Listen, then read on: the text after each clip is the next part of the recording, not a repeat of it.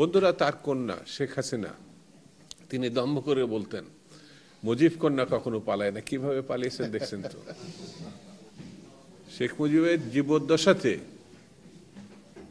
এই দেশের দুর্ভিক্ষ হয়েছিল ৭৪ সালে, যখন শেখ মুজিবুর রহমান সাহেব তার দুই পুত্রকে সোনার মুকুট পরিয়ে ছেলেকে বিয়ে দিচ্ছে।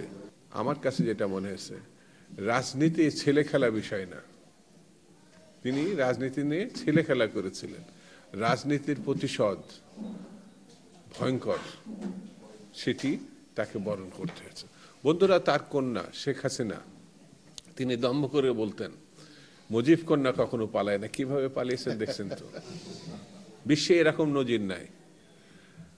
ভাত রান্না করছেন, মজাদার মানে গণভবনের মজাদার খাবার খেতে পারেননি। আল্লাহ তার রান্না করা খাবারও খেতে দেয় নাই। হয়তো এটা আপনার অন্যভাবে নিয়েন না, এমন অবস্থা হয়েছে যে কাপড় টুপড় না পরেই পালানোর অবস্থা। হ্যাঁ, এরকম অবস্থা। উনি তো কিছুদিন আগে আবার দেখি মাঝে মাঝে মিডিয়াতে বলেন যে তারা আমার হত্যা করতে আসছিল, আমাকে পালিয়ে বাঁচতে হয়েছে। এটা আবার কি মহত্বের আমি বুঝলাম না। পালিয়ে বাঁচবেন কেন আপনি?